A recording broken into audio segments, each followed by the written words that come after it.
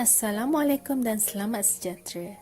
Saya Nadia Syuhada merupakan pelajar pasca siswazah dari Universiti Putra Malaysia akan berkongsi tentang penyelidikan saya berkaitan bacaan suku kata murid disleksia dalam bahasa Melayu.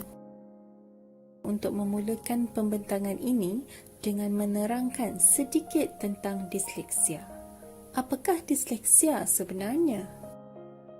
Disleksia ialah individu, sama ada kanak-kanak atau orang dewasa yang mempunyai penglihatan dan pendengaran yang normal, kecerdasan mental searas atau melebihi orang biasa dan boleh berbahasa sesuai dengan usia. Namun, mereka mempunyai kesukaran untuk menguasai kemahiran 3M, iaitu membaca, menulis dan mengira. Namun, masalah ini bukan disebabkan kecacatan fizikal seperti masalah pendengaran atau penglihatan. Ia disebabkan oleh kecelaruan pada otak yang memproses dan mengolah maklumat yang sedang dibaca. Ini adalah gambar otak manusia. Jika kita lihat pada gambar sebelah kiri, ia merupakan otak manusia normal di mana terdapat 3 bahagian otak. Bulatan merah disebut sebagai broca yang berfungsi untuk penghasilan pertuturan dan kemampuan berbahasa. Bulatan biru pula dikenali sebagai lobus parietal yang mengenali sistem deria panca indera dan pemahaman bahasa manusia. Dan bulatan hijau dinamakan sebagai lobus occipital yang bertanggungjawab untuk memberi rangsangan visual dan pembentukan perkataan manusia. Ketiga-tiga bahagian ini mempunyai peranan masing-masing. Berbeza pula dengan otak disleksia pada gambar sebelah kanan, di mana otak disleksia hanya mempunyai bahagian broca sahaja yang bertanggungjawab untuk mengawal semua fungsi bahagiannya sendiri. Oleh sebab itulah individu disleksia mengalami kecelaruan ketika mereka membaca, menulis dan mengira. Walau bagaimanapun, kajian saya ini hanya memfokuskan kepada kemahiran membaca sahaja. Tempoh usia kanak-kanak dari lahir hingga 8 tahun merupakan tempoh paling kritikal kerana mereka sedang mula mengembangkan kemahiran bahasa dan literasi awal yang menjadi faktor utama dalam peningkatan kemahiran membaca. Namun, berbeza dengan kanak-kanak disleksia, mereka tidak mampu membaca seawal umur tersebut. Hal ini berpunca daripada kelemahan dalam morfologi serta gangguan visual dan auditori sehingga menyebabkan mereka sukar untuk memproses bunyi perkataan. Kesan daripada itu, mereka sukar memahami pola suku kata sehingga tidak mampu mengenal pasti struktur ejaan. Dan pola bacaan mereka menjadi merangkak-rangkak sehingga tidak memahami makna bahan bacaan. Bertitik tolak daripada masalah tersebut memberikan ruang kepada saya untuk menjalani kajian yang memfokuskan tentang bacaan suku kata murid disleksia. Oleh itu, objektif kajian saya ialah untuk mengenal pasti kesalahan bacaan murid disleksia berdasarkan teori Levinson 1994. Metodologi yang saya gunakan dalam kajian ini yang merangkumi subjek, lokasi, alat, kaedah dan kajian rintis. Subjek kajian terdiri daripada 10 orang murid disleksia tahap sederhana berumur antara 6 hingga 16 tahun. Subjek kajian merupakan murid dari sebuah pusat disleksia di Kuala Lumpur iaitu D-Genius Malaysia. Sebab saya memilih lokasi ini ialah kerana terdapat pakar disleksia dan guru-guru berpengalaman lebih 5 tahun yang dapat membantu saya sepanjang penyelidikan. Alat kajian pula ialah teks bacaan yang mengandungi 24 corak suku kata dan perkataan yang dipilih dalam teks adalah berdasarkan 3 kriteria iaitu perkataan bermakna, perkataan yang pernah didengar dan difahami oleh subjek kajian dan perkataan yang paling kerap muncul dalam buku teks tahap 1. Seterusnya, kaedah bacaan yang digunakan ialah ujian bacaan yang dilakukan sebanyak 5 sesi secara perseorangan. Kenapa 5 sesi? Hal ini bagi memastikan ketekalan corak suku kata yang dibaca. Sekiranya satu sesi saja dilakukan, kebarangkalian mengesan kesilapan dalam bacaan adalah tidak tepat. Hal ini kerana subjek kajian membaca sesuatu perkataan dengan sebutan yang berlainan dalam satu-satu masa. Ujian bacaan ini berlaku semasa saya menjalankan kajian rintis untuk mengenal pasti tahap bacaan subjek kajian.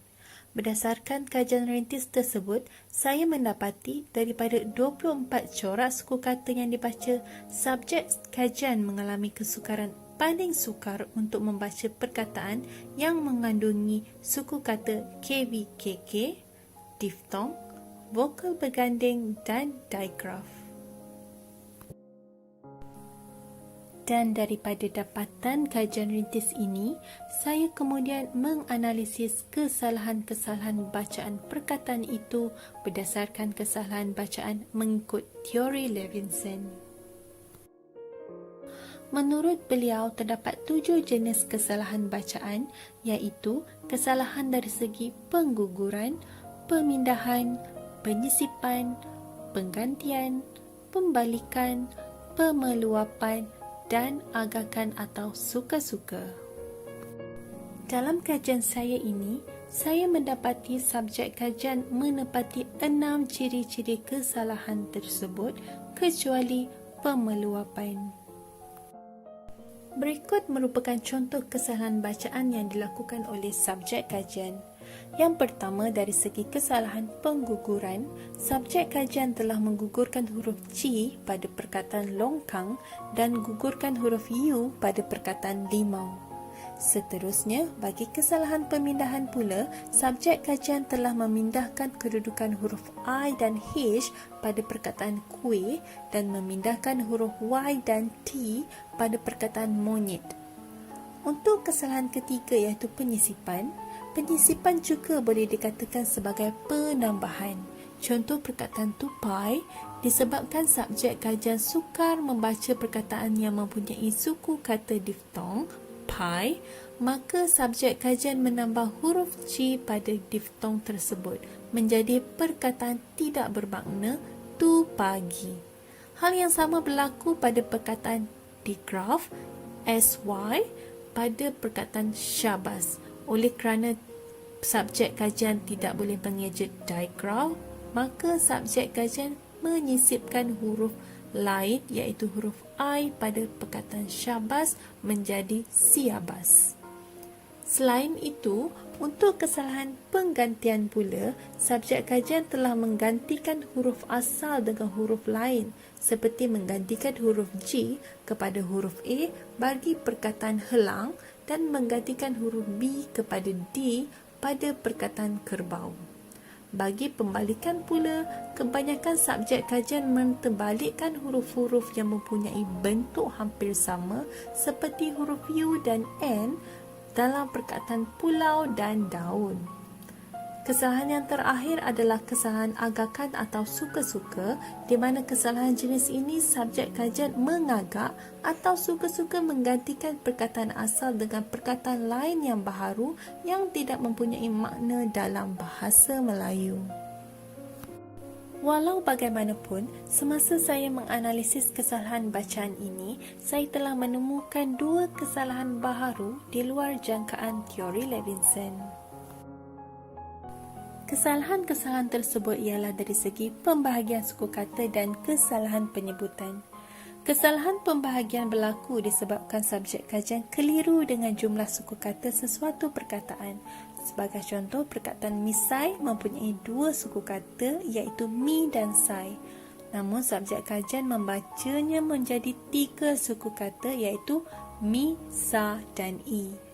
Selain itu, kesalahan pembahagian juga disebabkan mereka tidak tahu di manakah bahagian suku kata yang sebenar. Seperti perkataan bunga Mereka membacanya dengan pembahagian suku kata yang salah, iaitu bun-ga. Kesalahan baru yang kedua ialah penyebutan, di mana kesalahan ini paling ketara dilihat ketika subjek kajian membaca perkataan yang mengandungi vokal berganding. Dalam bahasa Melayu, perkataan vokal berganding mempunyai bunyi W dan bunyi Y senyap. Sebagai contoh, perkataan buaya, subjek kajian membacanya dengan buaya. Manakala perkataan piano, mereka membacanya sebagai piano. Kesalahan ini berlaku disebabkan mereka dipengaruhi dengan teknik bacaan fonik. Sebagai rumusan, subjek kajian menepati ciri-ciri ke-6 kesalahan bacaan teori Levinson kecuali pemeluapan, dan kajian ini juga mendapati 2 kesalahan di luar jangkaan teori Levinson, iaitu kesalahan pembahagian dan penyebutan.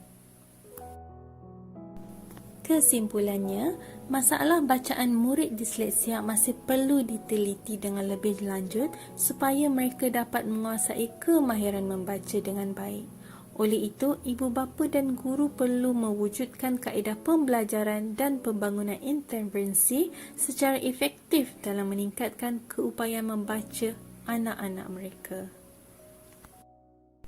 Ini adalah antara selebriti terkenal dunia yang merupakan individu yang mempunyai disleksia. Hal ini membuktikan bahawa individu yang mempunyai disleksia juga boleh berjaya. Semoga anak-anak disleksia kita juga menjadi pelapis generasi yang mampu mengharumkan nama negara di persada dunia. Sekian sahaja daripada saya. Terima kasih.